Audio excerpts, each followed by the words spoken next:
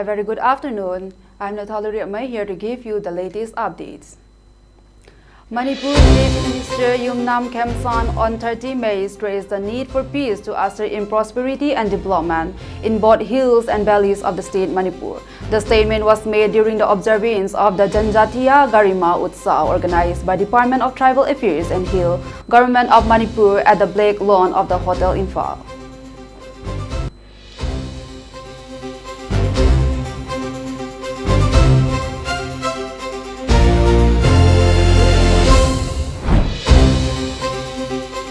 Manipur's new Director General of Police Mukesh Singh IPS landed in Imphal International Airport on 30 May and assumed charge from 1 p.m. Mukesh Singh was earlier posted at the DGP of the Union Territory of the Ladakh. It may be mentioned that Mukesh Singh has been appointed as the new DGP of the Manipur after Rajiv Singh, former Manipur DGP, was appointed as the Secretary Security and Cabinet Secretariat Government of India.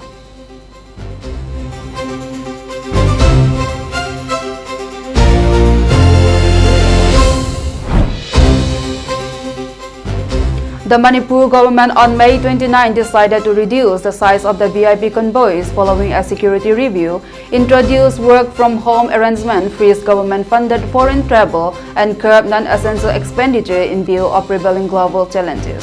The decisions were taken during a cabinet meeting held at the Chief Minister's Secretariat at Mantripukri in Imphal East District.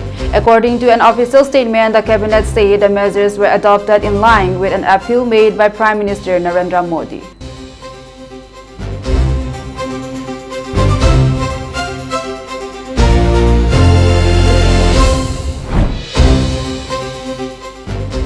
Security forces arrested 6 active cadres belonging to various proscribed insurgent outfits during a series of operations conducted across Manipur on May 27 and 28, officials said.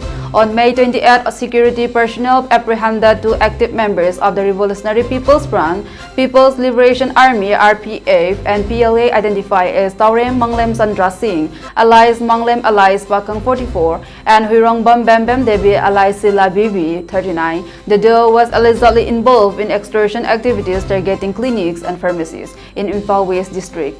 According to officials, the arrests were made during an operation conducted in the district.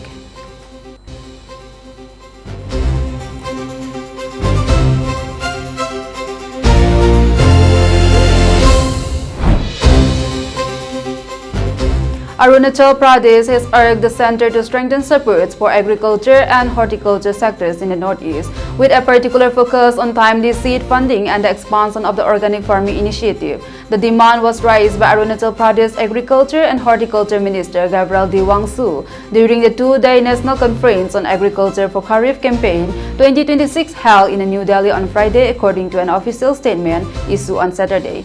Addressing the conference, Wangsu highlighted the importance of the quality seeds in improving agricultural productivity and ensuring food security.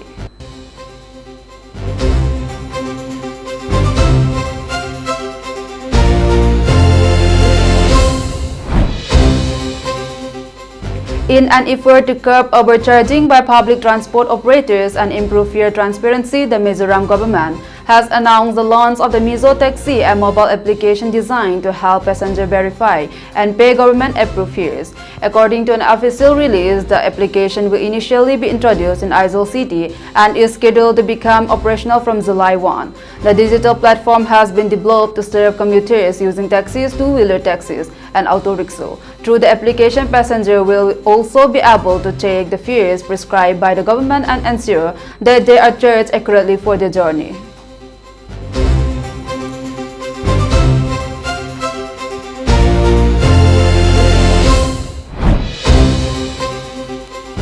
The High Court of Sikkim on May 30 admitted a public interest litigation (PIL) challenging the statewide odd-even vehicular movement regulation imposed by the government of Sikkim. The PIL was filed by Mahesh Rai, spokesperson of the Citizen Action Party Sikkim (CIP), questioning the impact of the restriction on the public.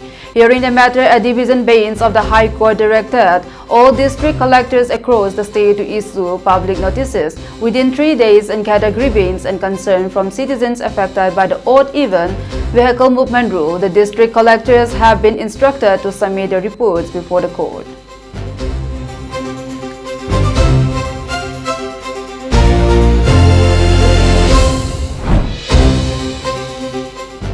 Union Agriculture Minister Shivraj Singh Chauhan on Friday asked state government to brace for possible low rainfall or other challenging weather conditions in view of the El Nino threat and the IMD forecast of a below normal monsoon this year. He said the Union Agriculture Ministry is talking out contingency plan to deal with any eventuality and asserted that there is adequate availability of seed and fertilizers to meet demand during the upcoming Kharif season that will begin from June with the onset of the southeast monsoon.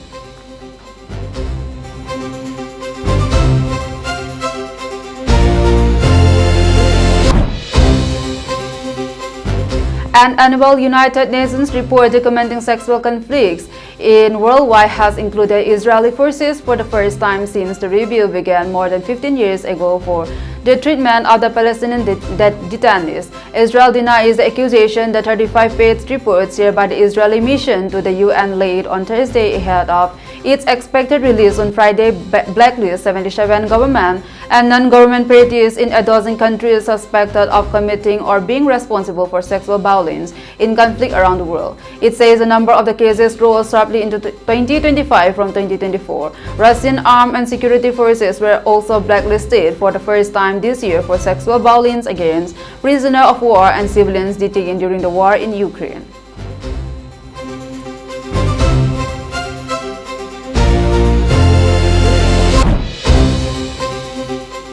Nearly 2,000 vessels are waiting to leave the Gulf amid disruptions linked to tensions around the Straits of Hormuz, U.S. Treasury Secretary Scott Bessent said. The disclosure by a top Trump cabinet member offers a rare glimpse into the scale of the shipping backlog that has developed around the strategic waterway, through which a significant portions of the world's oil and liquefied natural gas export normally pass. There are almost 2,000 ships waiting to come out of the Gulf, Bessent told reporters during a White House briefing. Despite the congestion, he expressed confidence that global markets would be able to absorb the disruptions once shipping resumes.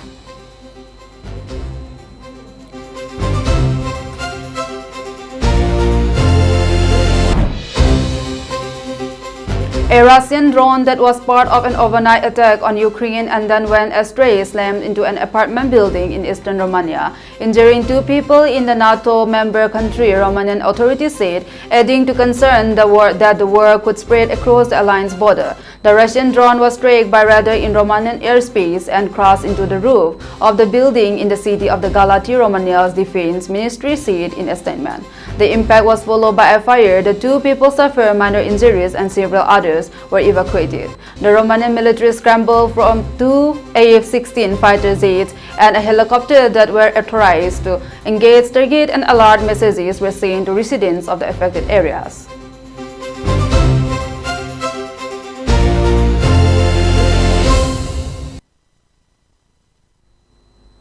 That's all for the top headlines. For more updates, see you at the 6 p.m. primetime ELITETV English News.